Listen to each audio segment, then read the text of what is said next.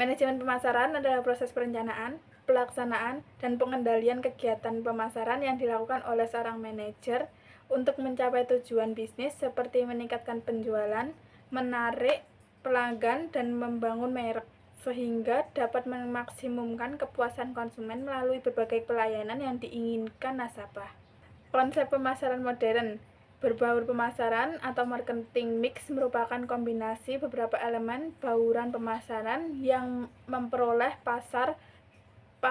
pangsa pasar yang lebih besar, posisi bersaing yang kuat, dan citra positif yang pada pelanggan. Konsep marketing mix dikenalkan oleh Jerome McCarthy yang dikenal dengan 4P: product, price, promotion, place. Yang pertama, produk.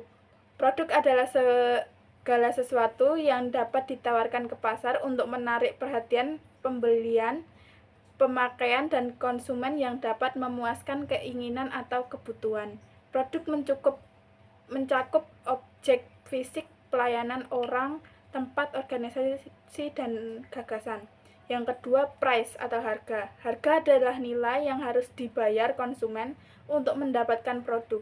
Penetapan harga harus seimbang, cukup menarik untuk konsumen tapi tetap memberikan keuntungan bagi perusahaan. Yang ketiga, promotion atau promosi. Promosi adalah cara perusahaan memperkenalkan dan mendorong konsumen untuk membeli produk. Bentuknya bisa berupa iklan, media sosial, event, diskon, dan lain-lain. Yang keempat, place atau tempat.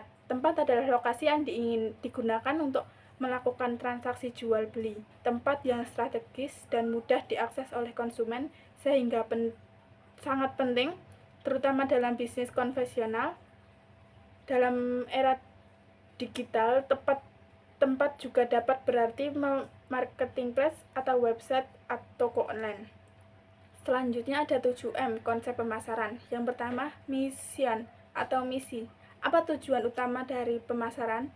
Apakah untuk meningkatkan penjualan, memperluas pangsa pasar, membangun loyalitas pelayanan, atau lainnya? Yang kedua, market target atau target pasar. Fokus pada siapa target pasar atau konsumen yang diinginkan dijangkau. Yang ketiga, message atau pesan. Pesan yang harus disampaikan dalam program promosi yang akan dilaksanakan. Yang keempat, media atau saluran komunikasi. Media yang akan digunakan dalam melaksanakan program promosi. Yang kelima, mix baru promosi. Terdiri atas 5 unsur utama. Craft meliputi periklanan, promosi penjualan, publisitas atau kehumasan, penjualan pribadi atau niaga, dan pemasaran langsung. Yang keenam, money, metode penentuan anggaran. Berapa banyak anggaran biaya promosi yang dapat dibelanjakan. Selanjutnya, ketujuh, measurements atau pengukuran efektif promosi. Bagaimana mengevaluasi hasilnya? Apakah penjualan, pertumbuhan pangsa pasar, atau rasio biaya terhadap pertumbuhan penjualan?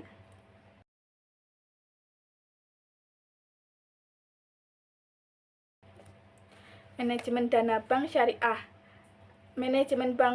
Manajemen dana bank syariah adalah upaya yang dilakukan oleh lembaga bank syariah dalam mengelola atau mengatur dana yang diterima dari aktivitas pendanaan atau funding untuk disalurkan kepada aktivitas pembiayaan atau financing, berfungsi untuk mengetahui dari mana saja uang itu berasal atau dari mana sumber-sumber yang ada.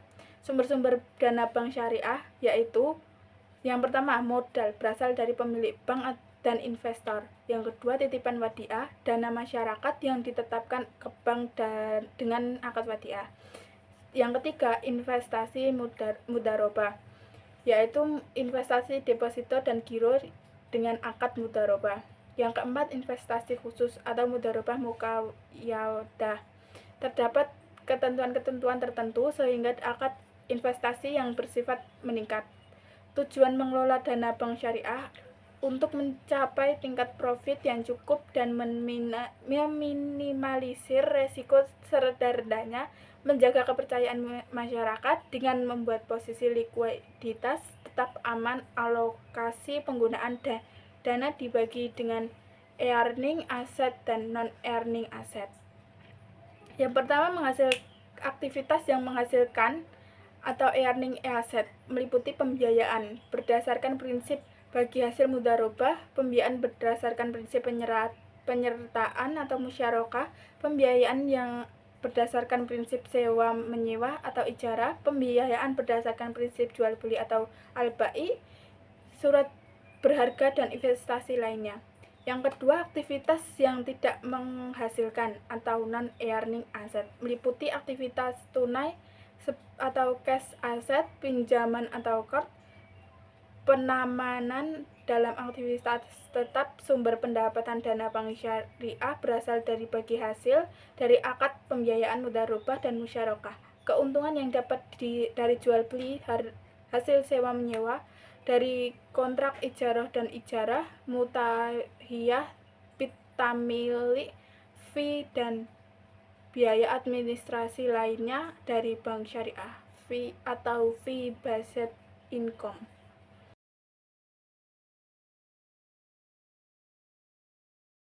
Juga manajemen permodalan. Manajemen permodalan bank syariah adalah proses pengelolaan modal atau dana yang dimiliki bank syariah supaya bisa menjalankan operasional dengan baik, mematuhi aturan, dan tetap untung. Ini mencakup strategi untuk menjaga kecukupan modal, mengelola risiko keuangan, dan mendukung pertumbuhan usaha. Dan ada juga sumber dana bank syariah antara lain yang pertama modal inti. Modal berasal dari pemilik bank. Modal inti dibagi menjadi modal disetor oleh pemegang saham, keuntungan bank yang tidak dibagi, dan laba ditahan adalah rekening yang harus dibagi untuk pemegang saham. Yang kedua, kuasa ekuitas. Bank menghimpun dana berdasarkan prinsip mudharabah. Berdasarkan prinsip tersebut, bank memberikan pelayanan jasa bagi investor, yaitu rekening investasi umum, rekening investasi khusus, dan rekening tabungan mudharabah. Nah, yang ketiga ada rekening dana titipan yang bisa disebut dengan wadiah.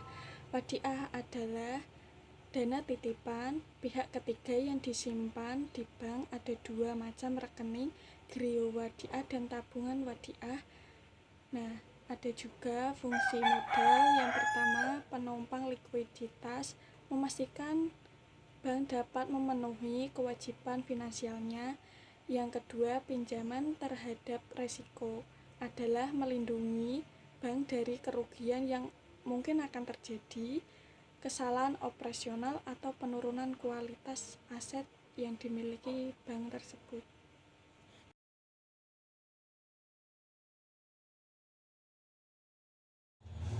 Nah, selanjutnya ada manajemen pembiayaan.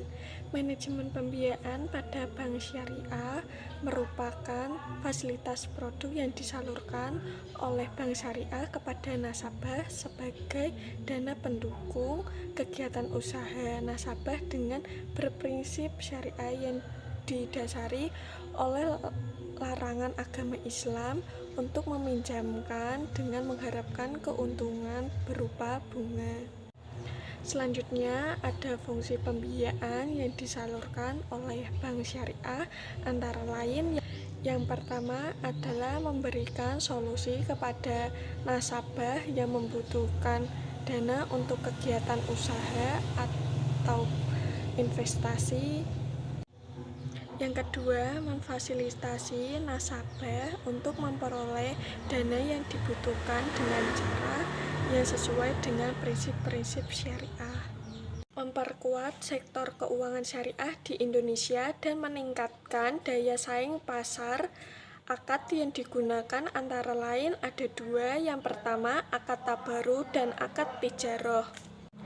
Karakteristik akad tabaru adalah not for profit transaction, tujuan tolong-menolong dalam kebaikan, boleh meminta sedikit imbalan untuk menutup biaya. Yang kedua, ada karakteristik akad tijarah adalah akad untuk transaksi bisnis dan komersial boleh meminta keuntungan atas nilai keuntungan tersebut.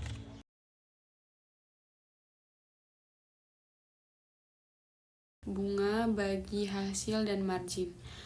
Bunga bagi hasil dan margin konvensional adalah biaya yang dibayarkan saat membayar jasa atas pinjaman uang yang diberikan dan bank dalam periode tertentu.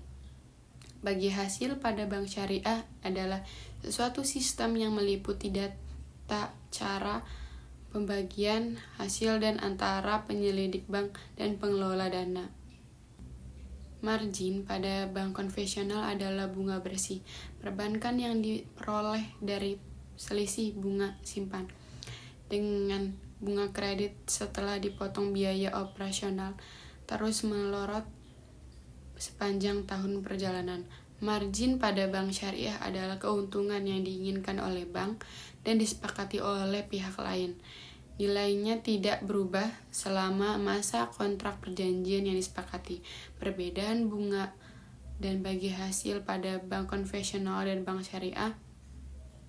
Yang pertama, bank konvensional besar rasio dibuat di awal pembukaan rekening dan selalu untung.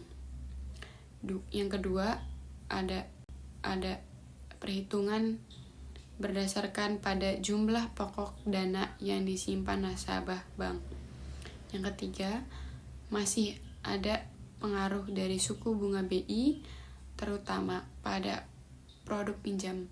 Yang ketiga, jumlah pembayaran bunga untuk tabungan tetap sekalipun bank mengalami keuntungan yang besar.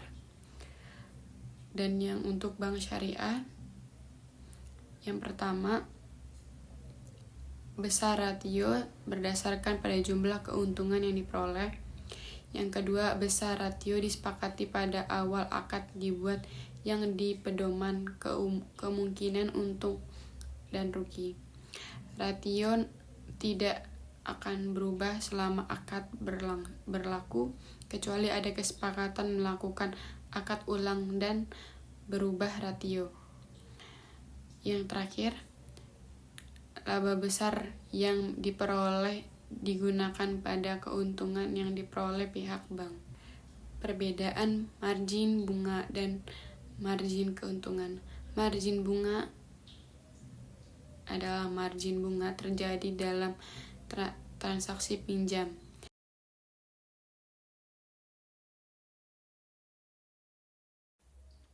Manajemen likuiditas.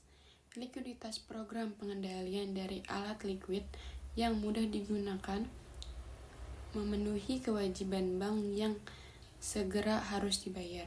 Manajemen likuiditas pada bank syariah adalah proses pengelolaan aset dan wajib bank untuk memastikan ketersediaan dana yang cukup guna memenuhi kebutuhan operasional, pembayaran kewajiban, dan menjaga stabilitas keuangan sesuai prinsip syariah.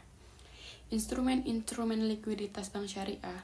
Yang pertama ada giro wajib minimum, yang kedua ada clearing, yang ketiga ada pasar uang antar bank berdasarkan prinsip syariah, yang keempat ada sertif wabah Bank Indonesia. Faktor-faktor likuiditas bank syariah, yang pertama ada dana pihak ketiga, yang kedua ada capital adequacy ratio, yang ketiga ada non-performing financing, risiko bank likuiditas Islamic Financing Service Board mendefinisikan risiko likuiditas sebagai potensi keuangan yang dapat dialami oleh bank Islam karena ketidakpunyanya memenuhi likuiditas yang telah jatuh tempo. Faktor-faktor terjadinya likuiditas. Yang pertama, hutang perusahaan yang berada pada posisi extreme range. Yang kedua, jumlah utang ketika jatuh tempo terlalu besar. Yang ketiga, ada perusahaan telah melakukan kebijaksanaan strategi yang salah. Dan yang keempat, kepemilikan aset perusahaan tidak lagi mencukupi untuk menstabilisasi perusahaan. Dan yang terakhir, perusahaan sering melakukan kebijakan gali lubang. Faktor-faktor pendorong terjadinya likuiditas. Yang pertama, pada saat penarikan dana simpan berjumlah besar. Yang kedua, ketika Bank Islam telah memiliki komitmen pembiayaan dalam jumlah besar. Yang ketiga, terjadi penarikan simpanan yang cukup besar terhadap nilai aset yang bank miliki. Manajemen resiko. Pengertian manajemen risiko perbankan syariah merupakan serangkai produsen dan metodologi yang digunakan untuk mengidentifikasi, mengukur, memantau, dan mengendalikan risiko yang timbul dari seluruh kegiatan usaha bank. Resikonya adalah resiko akibat ketidaktepatan dalam mengambil dan melaksanakan suatu keputusan strategik serta kegagalan dalam mengantisipasi perubahan lingkungan bisnis. Resiko keputusan adalah resiko akibat bank tidak mematuhi dan tidak melaksanakan peraturan perundang-undangan dan ketentuan yang berlaku serta prinsip syariah. Resiko kredit adalah resiko akibat kegagalan nasabah atau pihak lain dalam memenuhi kewajiban kepada bank sesuai dengan perjanjian yang disepakati, termasuk resiko kredit akibat kegagalan debitur. Resiko kontraksi kredit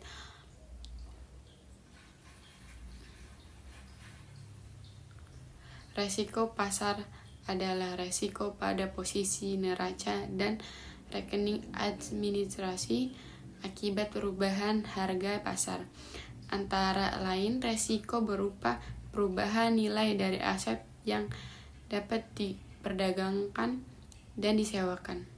Resiko likuiditas adalah resiko akibat ketidakmampuannya bank untuk memenuhi kewajiban yang jatuh tempo dari sumber pendanaan arus kas dan dari aset likuid berkualitas tinggi yang dapat digunakan tanpa mengganggu aktivitas dan kondisi keuangan bank. Resiko operasional adalah resiko yang diakibatkan oleh proses internal yang kurang memadai, kegagalan proses internal, kesalahan manusia, kegagalan sistem, dan adanya kejadian eksternal yang memenuhi operasional bank. Resiko imbal hasil adalah resiko akibat perubahan tingkat imbal hasil yang dibayarkan bank kepada nasabah karena terjadi perubahan tingkat imbal hasil yang diterima bank dari penyaluran dana dan dapat mempengaruhi perilaku nasabah bank pihak ketiga bank. Resiko investasi equity adalah resiko akibat bank ikut menanggung kerugian usaha nasabah baik yang menggunakan metode service sharing maupun yang menggunakan metode profit and loss sharing. Resiko hukum adalah resiko akibat tuntutan hukum dan kelemahan aspek yudis, antara lain disebabkan oleh ketidakperaturan undang-undang yang mendukung atau kelemahan perkataan seperti tidak dipenuhi syarat sah kontrak dan pengingat agunda yang tidak sempurna. Yang terakhir, resiko reputasi adalah resiko akibat menurunnya tingkat kepercayaan memangku kepentingan yang sumber dari persepsi negatif terhadap bank.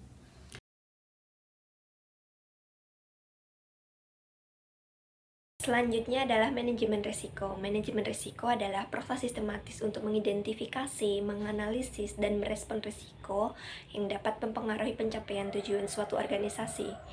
Dalam konteks perbankan syariah, manajemen risiko fokus pada pengelolaan risiko yang sesuai dengan prinsip-prinsip syariah Islam yang melarang praktik-praktik tertentu seperti riba atau bunga, gharar atau ketidakpastian, dan maisir atau perjudian.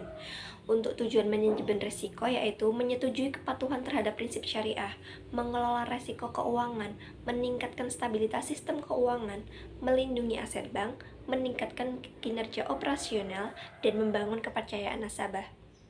Selanjutnya adalah jenis-jenis resiko. 1. Resiko pembiayaan adalah resiko yang terjadi ketika nasabah atau pihak lain tidak memenuhi kewajiban kepada bank sesuai perjanjian. 2. Resiko pasar adalah resiko yang muncul dari perubahan harga pasar seperti fluktuasi nilai tukar, suku bunga, dan harga komoditas. 3. Resiko likuiditas, resiko ketika bank tidak mampu memenuhi kewajiban keuangan jangka pendeknya karena kurangnya dana. 4. Risiko operasional, risiko yang muncul dari berbagai faktor seperti proses internal yang tidak memadai, kegagalan sistem, dan kesalahan manusia. 5. Risiko hukum, risiko yang terkait dengan hukum. 6. Risiko reputasi adalah risiko akibat menurunnya tingkat kepercayaan pemangku kepentingan atau stakeholder yang bersumber dari persepsi negatif terhadap bank. 7. Risiko strategi adalah risiko akibat ketidaktepatan dalam pengambilan atau pelaksanaan suatu keputusan strategi, serta kegagalan dalam mengantisipasi perubahan lingkungan bisnis. 8. Risiko kepatuhan adalah risiko akibat bank tidak mematuhi atau tidak melaksanakan peraturan perundang-undangan dan ketentuan yang berlaku, serta prinsip syariah.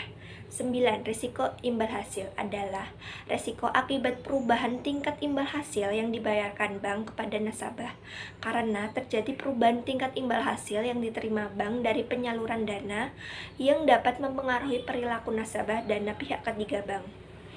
10. Risiko investasi adalah risiko akibat bank ikut menanggung kerugian usaha nasabah yang dibiayai dalam pembiayaan berbasis bagi hasil, baik yang menggunakan metode net revenue sharing maupun yang menggunakan metode profit and loss sharing.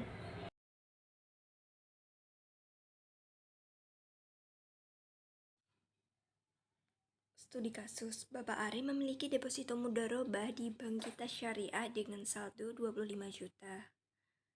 Saldonya 25 juta dengan jangka waktunya 1 tahun atau 12 bulan. Kemudian dengan porsi nisbah nasabahnya 55% atau 0,55. Nah, diketahui bahwa total DPK mudharabah 1,5 triliun dengan pendapatannya 12 miliar. Nah, hitunglah bagi hasil dan ER yang akan diperoleh Bapak Ari dan bandingkan hitungannya dengan deposito Bapak Ari dengan akad wadiah dan di bank konvensional dengan nominal deposito yang sama dengan rate bunganya 5%. Nah, pertama kita cari bagi hasilnya dulu. Rumusnya yaitu dana nasabah dibagi saldo total DPK, saldo keseluruhan dikali total pendapatan kali nisbah bagi hasilnya. Kan diketahui bahwa dana nasabahnya 25 juta per 1,5 triliun dikali 12 juta dikali nisbah bagi hasilnya 0,55. Nah, hasilnya 110. Itu bagi hasilnya yang diterima oleh Bapak Ari. Kemudian untuk mencari ER-nya, equivalent rate, yaitu bagi hasil per dana nasabah dikali 100%. Bagi hasilnya didapat 110 per dana nasabah, dana yang dimiliki Bapak Ari awal 25 juta. Jadi 110 per 25 juta dikali 100% hasilnya 0,44%. Nah, untuk deposito akad wadiah kan nasabah tidak mendapat imbalan tetap kecuali jika ada bonus yang dijanjikan. Jadi, deposito Bapak Ari dalam akad wadiah Rp0.